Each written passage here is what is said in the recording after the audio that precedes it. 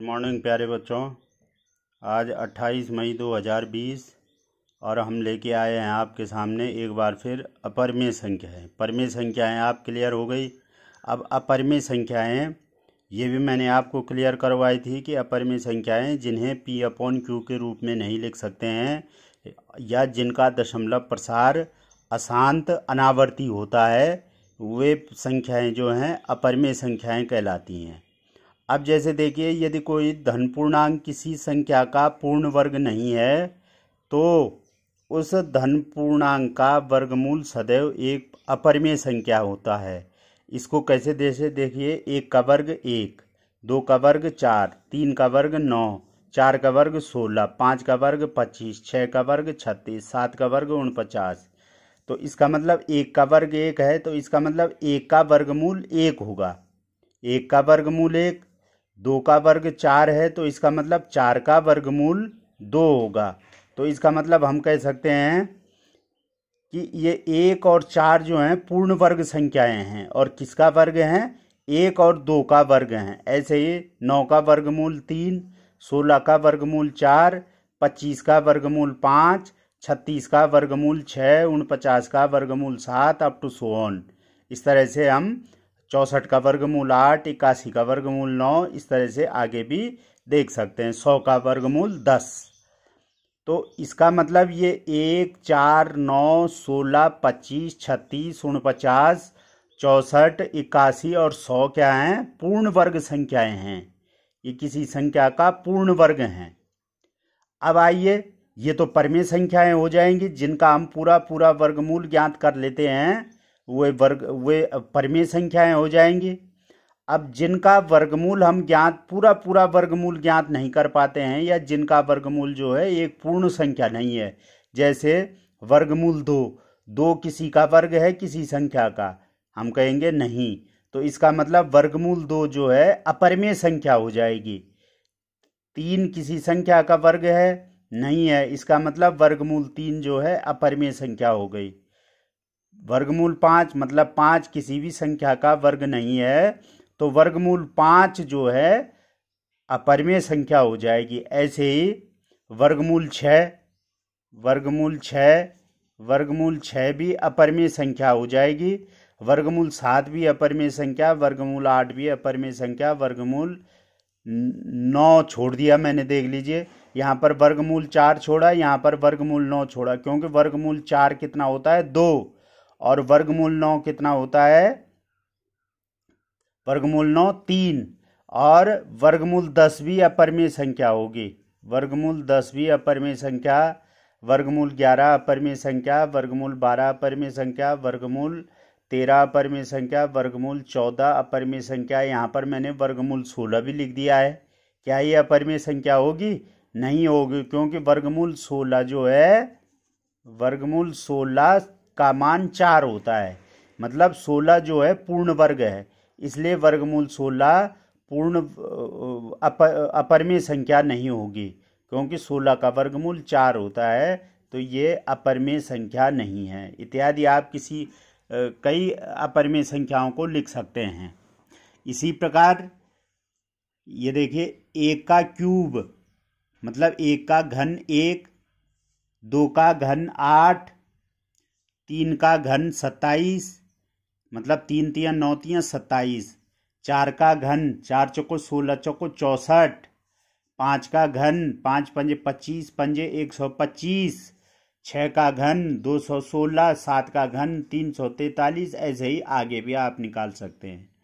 तो एक जो है ये पूर्ण घन संख्या है, इसका मतलब हम कहेंगे 8 भी पूर्ण घन संख्या है, 27 भी पूर्ण घन संख्या है, 64 भी पूर्ण घन संख्या है, 125 भी पूर्ण घन संख्या है, 216 भी पूर्ण घन संख्या है, 343 भी पूर्ण घन संख्या है। इस तरह से आप और भी पूर्ण घन संख्याओं को प्राप्त कर सकते हैं। इसका मतलब हम कहेंगे कि 1 का घनमूल, अब मूल निकाल रहे हैं हम, घन से घनमूल निकाल रहे हैं, तो इसका मतलब 1 का घनमूल 1, ये घनमूल का चिन्ह है, यहाँ पर ये वर्गमूल का चिन्ह लगा के यहाँ पर छोटा सा 3 लगा लेते हैं, तो ये घनमूल का चिन्ह हो गया। 8 का घनमूल, 8 का घनमूल क्या आ जाएगा 2। 8 जो है किसका घन है 2 का, तो 8 का घनमूल 2 हो जाएगा। 27 का घनमूल 3, मतलब 27 3 का घन है, इसलिए 27 का घनमूल जो है 3 हो जाएगा। 64 जो है 4 का घन है, इसलिए 64 का घनमूल 4 हो जाएगा। तो ये संख्याएं पूर्ण घन संख्याएं कहलाती हैं। अब जो बच गई, जैसे 2 का घनमूल पूर्ण घन संख्या, 2 जो है पूर्ण घन संख्या नहीं है, 2 किसी का क्यूब नहीं है, किसी का घन नहीं है, इसलिए घनमूल 2 अपरिमेय संख्या हो गई। 3 किसी भी संख्या का क्यूब नहीं है या घन नहीं है, इसलिए घनमूल 3 अपरिमेय संख्या हो गई। 4 किसी भी संख्या का घन नहीं है, इसलिए घनमूल 4 जो है अपरिमेय संख्या हो गई। 5 पूर्ण घन संख्या नहीं है, अर्थात 5 किसी भी संख्या का घन नहीं है, इसलिए घनमूल 5 भी अपरिमेय संख्या हो गई। अप टू सो ऑन, इस तरह से आप आगे भी देख सकते हैं। जैसे घनमूल 8 इसमें नहीं आया है, तो घनमूल 8 जो है पूर्ण घन संख्या है किसकी, 8 जो है 2 का घन है, तो इसलिए घनमूल 8 जो है अपरिमेय संख्या नहीं होगी, वो परिमेय हो गई, क्योंकि घनमूल 8 का मान जो है 2 होता है। तो इनका हम घनमूल जो है पूर्ण संख्या के रूप में प्राप्त नहीं कर पाते हैं, इसलिए ये संख्याएं अपरिमेय संख्याएं हो गई। अब देखिए एक दूसरा पॉइंट, कैसे आप पता लगाएंगे कि ये संख्या भी अपरिमेय संख्या है। एक परिमेय संख्या और एक अपरिमेय संख्या का योग हमेशा अपरिमेय संख्या होती है। देखो, एक परिमेय संख्या ले लीजिए आप और एक अपरिमेय संख्या ले लीजिए, इन दोनों का जोड़ करें या घटाना करें या गुणा करें, तो जो आंसर आएगा वो जो है हमेशा अपरिमेय संख्या होगी। जैसे योग पे बात हो रही है कि एक परिमेय संख्या और एक अपरिमेय संख्या का योग जो है हमेशा एक अपरिमेय संख्या होती है। तो जैसे 2 परिमेय संख्या हो गई और वर्गमूल 3 अपरिमेय संख्या हो गई, इन दोनों का जोड़ करेंगे 2 धन वर्गमूल 3, ये भी अपरिमेय संख्या हो जाएगी। या जैसे वर्गमूल 5 जो है अपरिमेय संख्या है और 4 जो है परिमेय संख्या है, तो वर्गमूल 5 और 4 का योगफल माने वर्गमूल 5 धन 4 भी एक अपरिमेय संख्या हो गई। तो इस तरह से, अच्छा, एक परिमेय संख्या और एक अपरिमेय संख्या का अंतर माने घटाना भी अपरिमेय संख्या होती है। अगर एक परिमेय संख्या में से एक अपरिमेय संख्या घटा दी जाए तो जो उत्तर आएगा, जो अंतर आएगा, वो भी एक अपरिमेय संख्या होगी। अच्छा, एक अशून्य अपरिमेय संख्या, मतलब जो अपरिमेय संख्या शून्य न हो। अशून्य अपरिमेय संख्या, अशून्य परिमेय संख्या, अशून्य परिमेय संख्या और अपरिमेय संख्या का गुणनफल जो है अपरिमेय संख्या होता है। माना जैसे वर्गमूल 2 को 3 से गुणा कर दें तो ये आ जाएगा 3 वर्गमूल 2, ये 3 वर्गमूल 2 भी अपरिमेय संख्या होगी। जैसे 2 गुणा वर्गमूल 5, 2 वर्गमूल 5 हो गया, ये अपरिमेय संख्या हो गई। और प्रत्येक अपरिमेय संख्या का व्युत्क्रम माने उल्टा, उसका उल्टा भी अपरिमेय संख्या हो जाती है। जैसे वर्गमूल 2 अपरिमेय संख्या है, इसका व्युत्क्रम क्या हो जाएगा 1/वर्गमूल 2। वर्गमूल 2, वर्गमूल 3 अपरिमेय संख्या है, इसका व्युत्क्रम क्या हो जाएगा 1/वर्गमूल 3। या 1/वर्गमूल 5 अपरिमेय संख्या है, तो इसका व्युत्क्रम क्या हो जाएगा वर्गमूल 5, ये भी अपरिमेय संख्या हो जाएगी।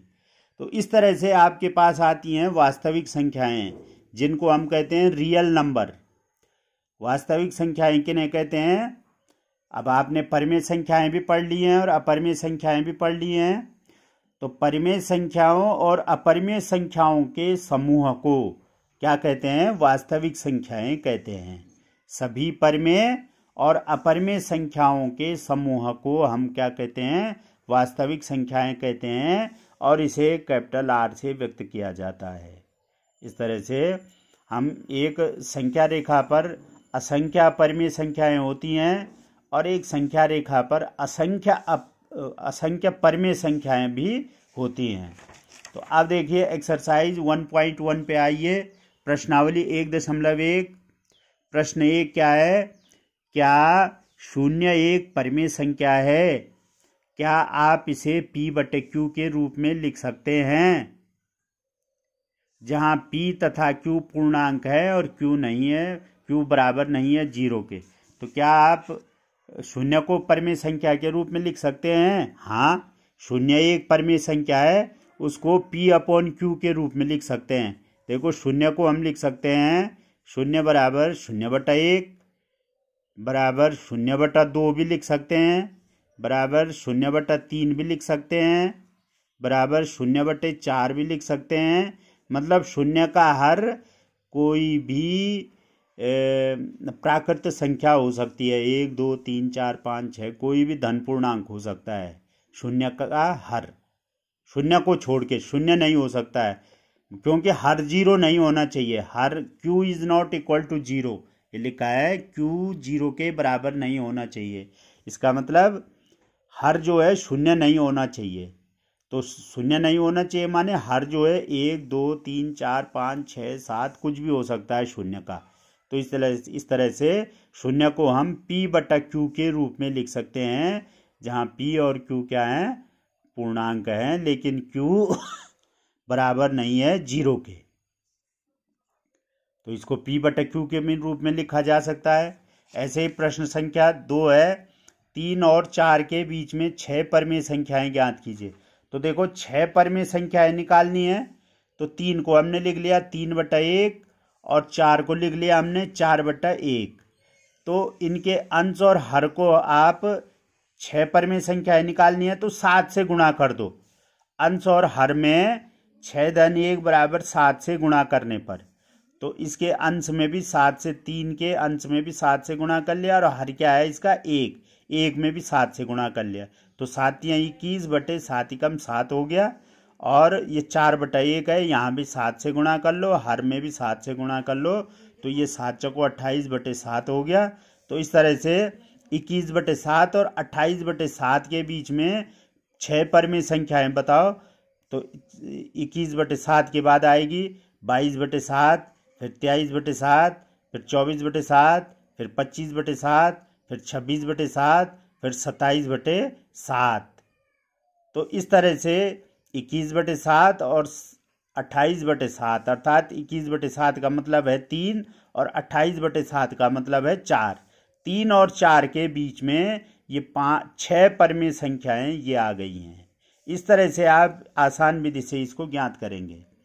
अब जैसे प्रश्न संख्या 3 है, 3/5 और 4/5 के बीच में 5 परिमेय संख्याएं ज्ञात कीजिए। तो 5 निकालनी है, तो इनके अंश और हर में 6 से गुणा कर दो। तो ये देखो, 6 × 18/6 × 5 = 30, 18/30 हो गया। और इसको 6 चौको 24/5 × 6 = 30। तो 18/30 और 24/30 के बीच में 5 परिमेय संख्याएं निकालेंगे। तो 18/30 के बाद आ गया 19/30, 20/30, 21/30, 22/30, 23/30। ये देखो, इन दोनों के बीच में ये 5 परिमेय संख्याएं आ गई हैं। अब देखिए प्रश्न संख्या 4, सत्य और असत्य छांटिए कि प्रत्येक प्राकृत संख्या एक पूर्ण वर्ग संख्या होती है। पूर्ण संख्या होती है। प्रत्येक प्राकृत संख्या माने 1 2 3 4 5 6 ये प्राकृत संख्याएं हैं, तो ये पूर्ण संख्याएं भी होती हैं, पूर्ण संख्याएं भी हैं। सही है, सत्य है। और दूसरा, प्रत्येक पूर्णांक एक पूर्ण संख्या होती है। प्रत्येक पूर्णांक माने, प्रत्येक पूर्णांक का मतलब है उसमें धन पूर्णांक भी आ जाएंगे और ऋण पूर्णांक भी आ जाएंगे। जबकि पूर्ण संख्याएं क्या होती हैं, 0 1 2 3 4 अप टू सोन, ये पूर्ण संख्याएं हैं। इनमें जो है ऋण पूर्णांक नहीं है, तो ऋण पूर्णांक जो है पूर्ण संख्याएं नहीं होंगी। इसलिए ये कह रहा है कि प्रत्येक पूर्णांक जो है एक पूर्ण संख्या होती है, ये गलत है, असत्य है। और प्रत्येक परिमेय संख्या एक पूर्ण संख्या होती है, कोई जरूरत नहीं है। परिमेय संख्या जो है आपके पास भिन्न के रूप में भी हो सकती है, 1/2 के रूप में हो सकती है, 2/3 ये भिन्न के रूप में हो सकती है, या शांत दशमलव प्रसार के रूप में हो सकती है, 1.5 हो सकती है, 2.6 हो सकती है, इस रूप में हो सकती है। तो ये पूर्ण संख्याएं नहीं हैं, तो ये भी असत्य है। तो इस तरह से ये एक्सरसाइज आपकी कंप्लीट हो गई है। आप इसको प्रश्नावली 1.1 के सवाल लगाना, इसमें परिमेय और अपरिमेय संख्याओं को पढ़ना, ढंग से समझना।